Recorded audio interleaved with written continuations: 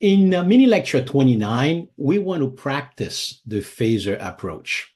And today, the circuit that I'm choosing to do that with is a circuit which we're going to be doing nodal analysis to solve this circuit, overlaying the phasor method to nodal analysis. And so it also helps us to discuss what kind of circuits can we use phasors for. Of course, this particular problem is asking you to calculate the capacitor voltage in steady state. So that alone is beginning to tell you that phasors is an acceptable approach to solving the circuit.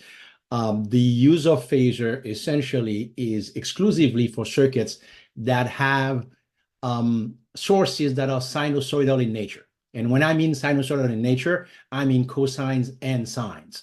A circuit that has sines and cosines and can have multiple sources. One key thing we're going to basically talk about, it needs to have a single frequency.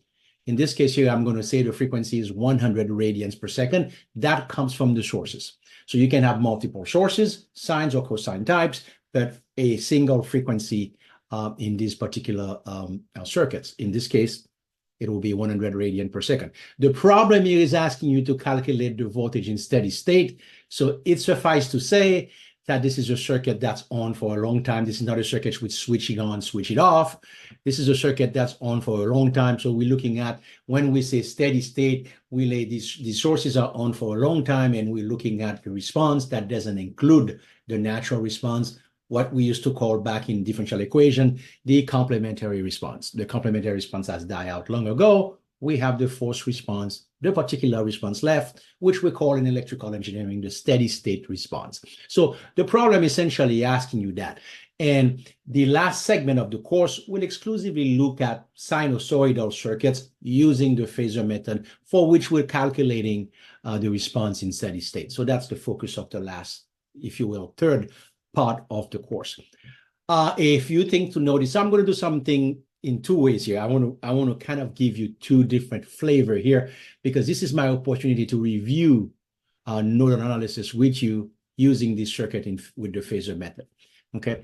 One of the nice things about phasors is that we can actually solve circuits that have any numbers of inductors and capacitors. If you think about first order and second order when we're doing differential equation, we had one storage element for first order, and we had two storage element for second order. With phasors, we can actually add any number of inductors and capacitor. In fact, in this particular circuit, we have two inductors and a capacitor, something that would be markedly difficult to solve using differential equations. Okay, the phasors is readily able to do that. So I am going to do two things here. I'm first going to solve the circuit with the on the PowerPoint slide.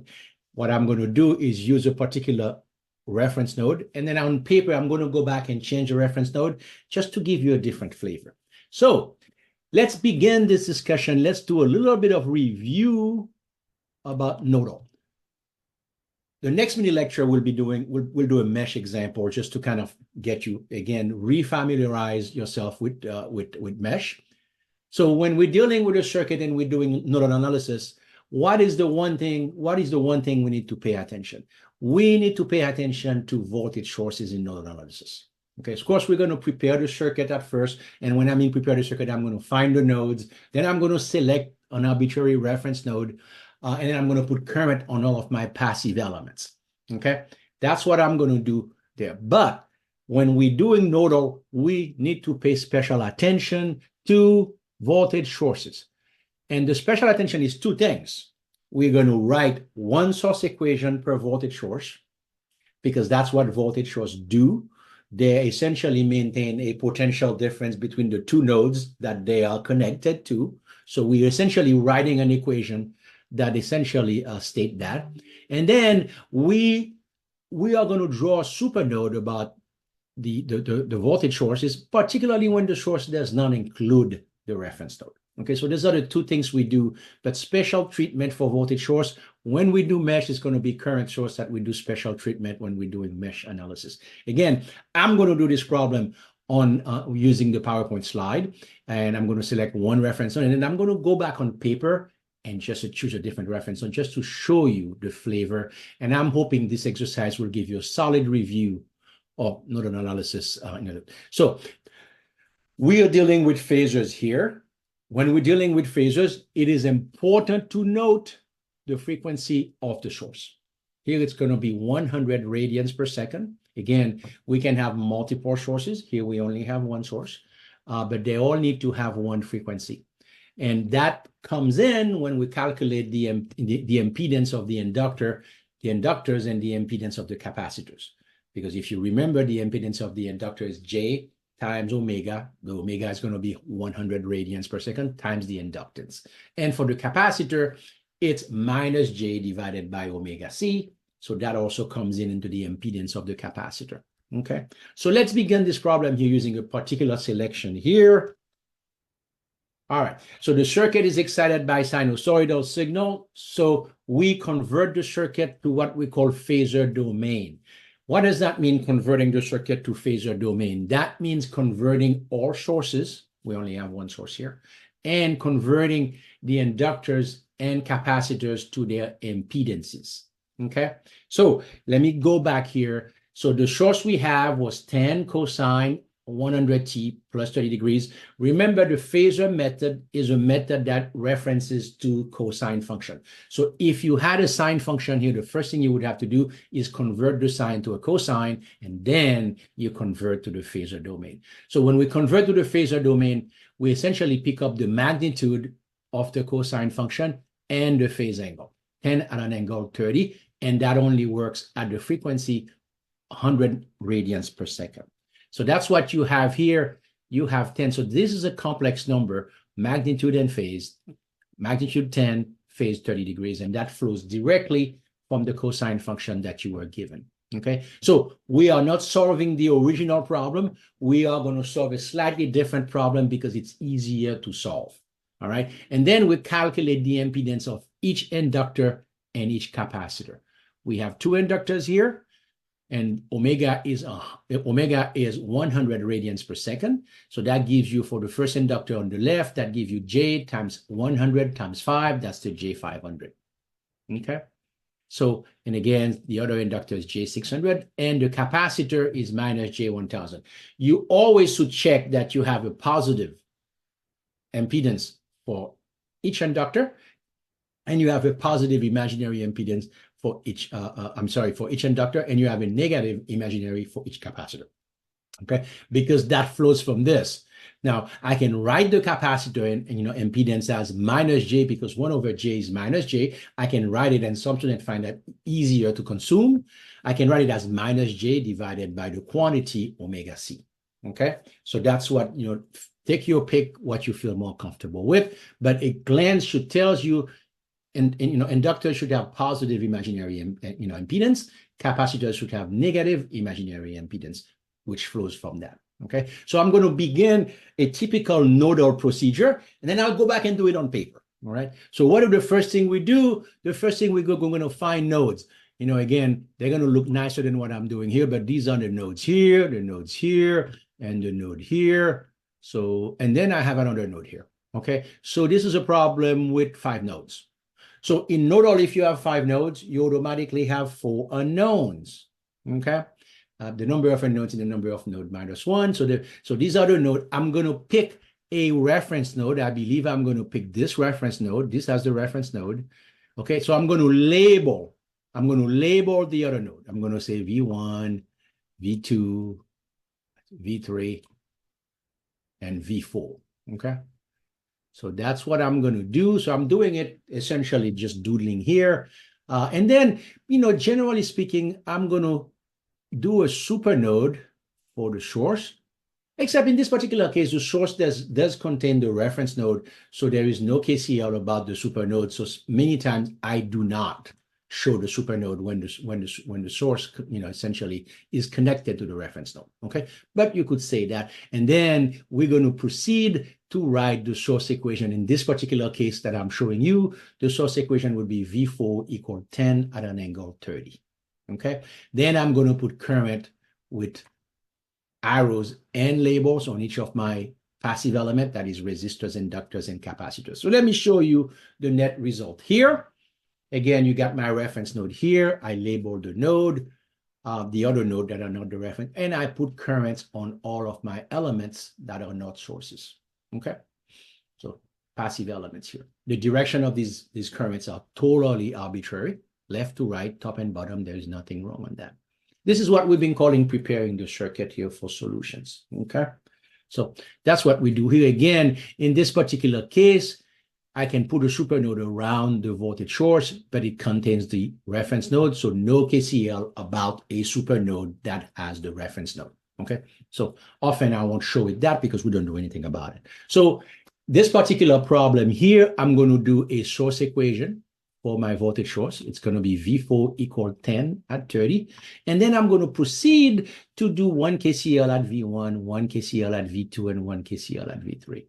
No KCL at the supernode because it has the reference node, okay, which contains the voltage source, and no KCL at node V4 for sure.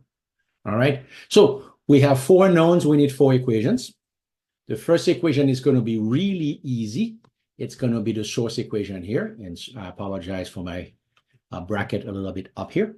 V4 is 10 at an angle 30, okay? Now, back in the day, I had a calculator that didn't handle polar form complex numbers, so I had to convert my complex numbers to rectangular. Nowadays, most calculators handle either one very readily, so you do not need to convert to rectangular form, but that's what you're seeing. That 8.66 plus J5 is the rectangular form for 10 at an angle 60, because my old calculator had difficulty dealing with complex numbers in polar form. And of course, the original problem is asking you to find the capacitor voltage.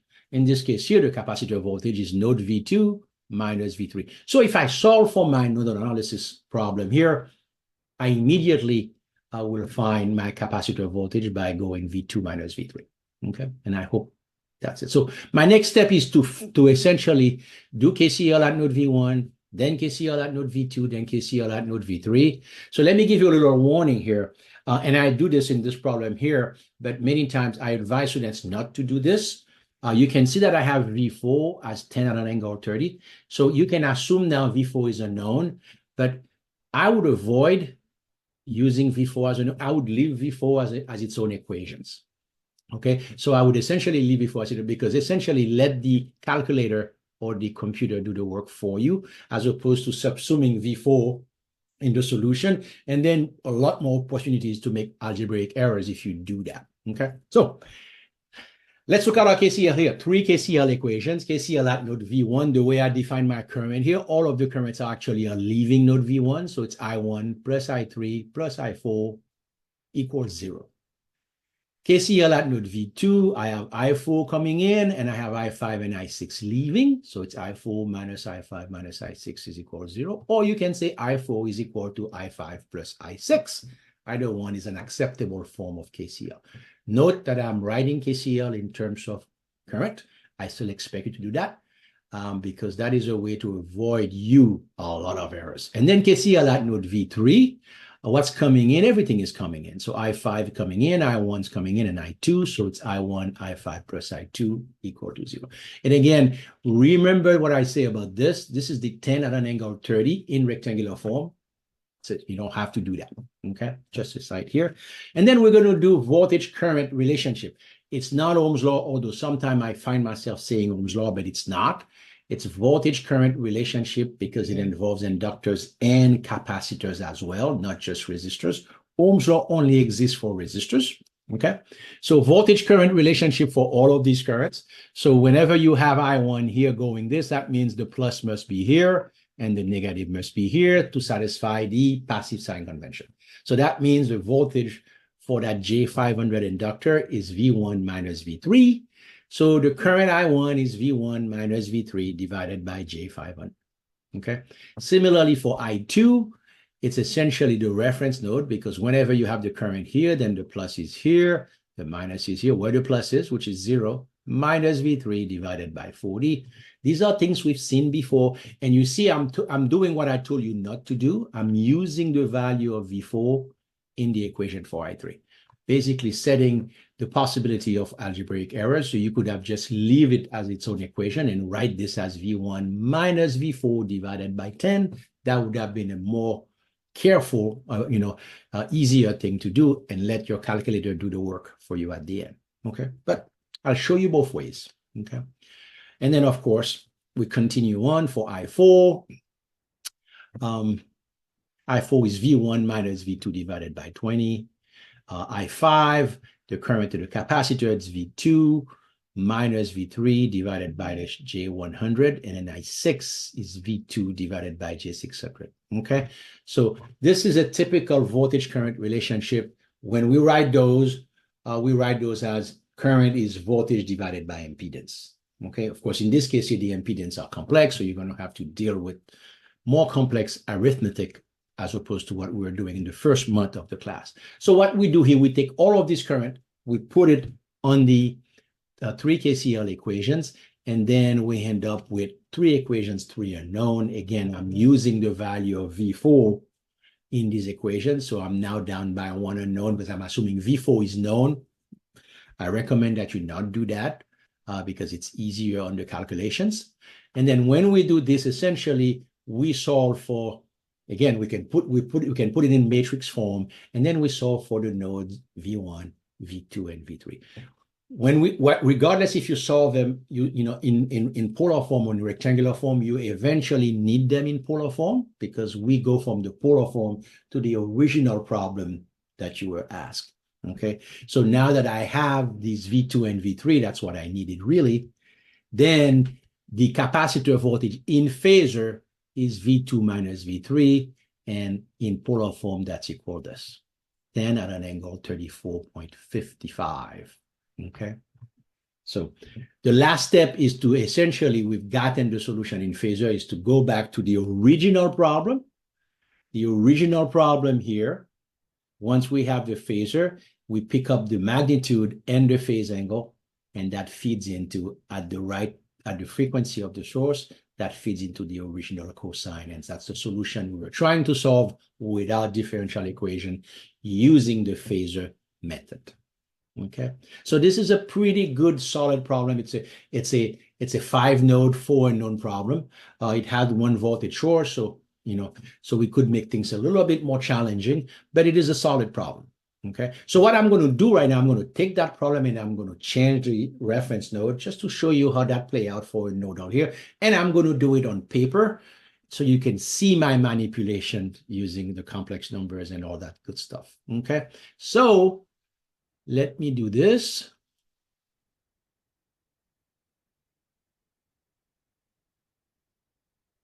I've already drawn, okay? I've already drawn the circuit here. You can see that. So this is the circuit in phasor form, all right? So the difference here, what I'm going to do here, let me use the red pen here. I am essentially going to, these are my nodes, just like before.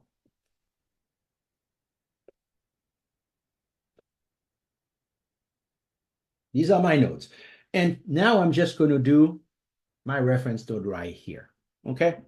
I'm going to do my reference node right here. So that means I got V1, V2, V3, and V4. Okay, right there. So I label the other nodes. So what's the reason why I'm doing this here? Because I want to show you. So now I'm going to essentially draw that reference node. I'm sorry, that super node.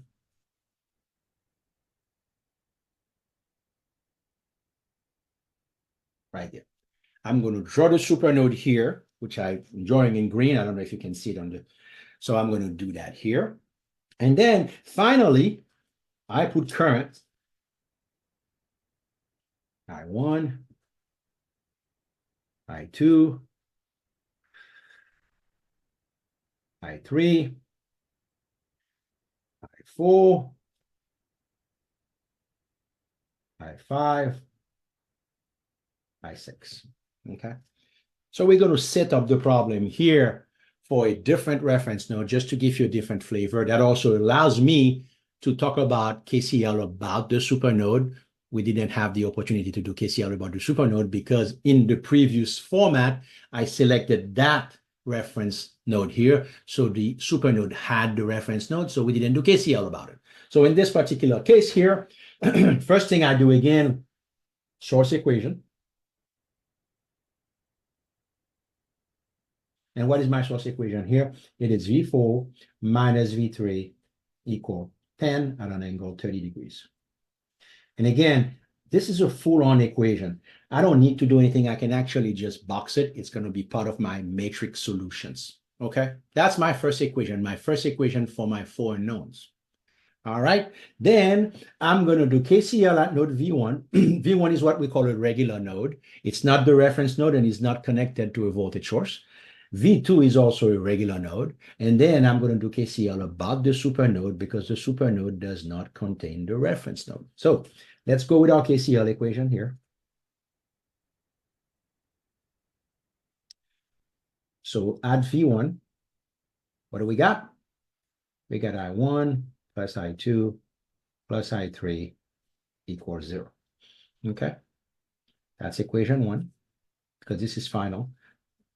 Add V2, we get I2 equal I4 plus I5. And that's equation 2. And then finally, we do KCL about the supernode because the supernode does not contain the reference node. So looking at current coming in equal current coming out. So at supernode, what do we have? We have I3 coming in plus I5 equal I6. And that's equation 3. Okay. And this equation is equation 4, really, that it's complete. So we need to do some money. So these are my 3 KCL equations. One at each regular node, and then one at the supernode, because the supernode, none of the nodes is the reference node.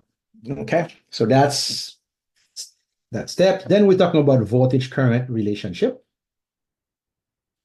So what is the voltage-current relationship? Is essentially to write these currents in terms of node voltages. That's what we're talking about here. So let's go I1, excuse me, I1 is V1 over J500. I2 is, what is I2? It's V1 minus V2 over 20. And then I3 is V1 minus V4 over 10. I4 is V2 over minus J1000. I5, V2 minus V3 over J600. Finally, I6 is V3 over 40. Okay. So these are my voltage current relationship. Anytime I write these again, anytime I write these, I'm taking passive sign convention. That is plus and minus. The current began at the plus, ends up at the negative. Okay. So now I'm going to use these relationship into my KCL equations. Okay. So one becomes I1 V1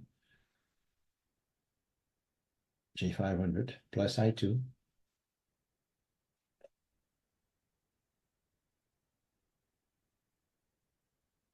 plus I3 equals it. Okay.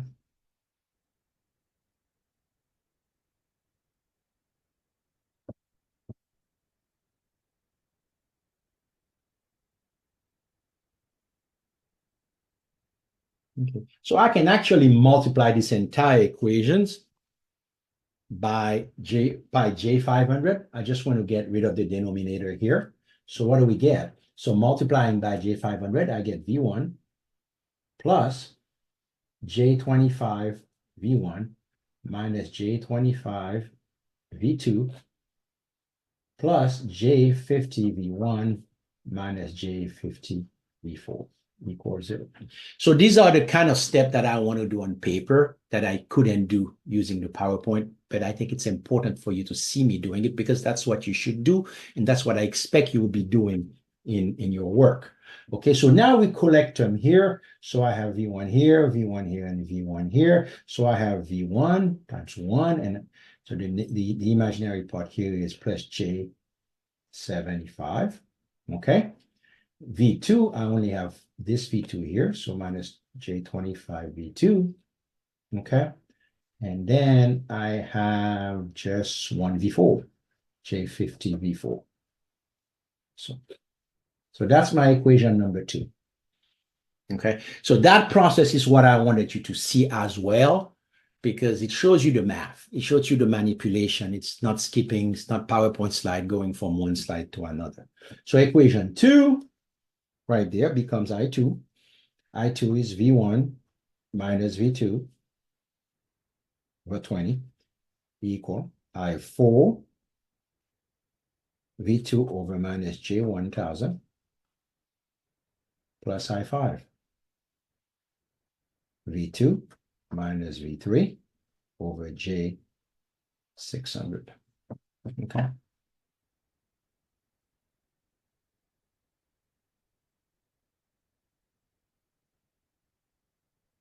Okay. I could multiply this by J6000. Okay. Just multiply this by J6000.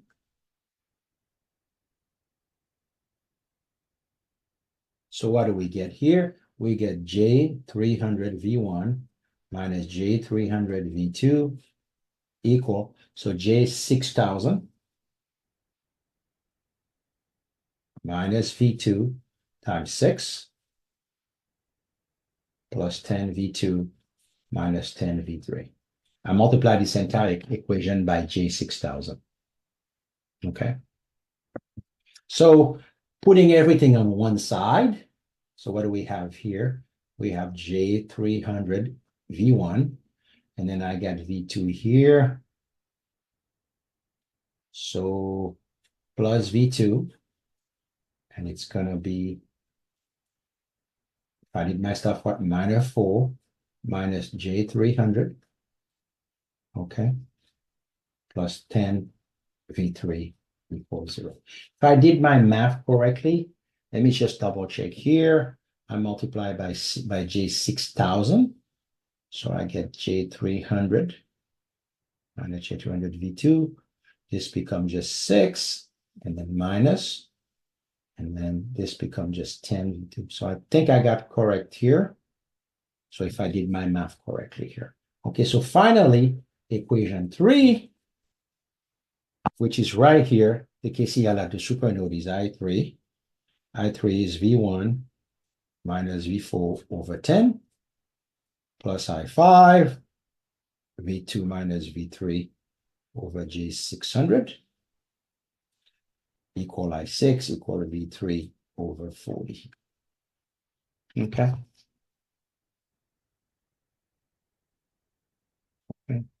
So I can multiply by J600 here. So what do we have here? We got J60V1 minus J60V4 plus V2 minus V3 equal J15V3. Just multiply by, here I multiply by J600. Okay, here I multiply by J6000 just to get rid of it. Okay, and here I just multiply by J500 here. Okay, to get rid of the denominator. All right, so again, collecting terms, I get J60V1 plus V2 plus V3 times minus 1 minus J15 minus J60V4 equals 0. Okay, so these are all my equations here to essentially put into a matrix form.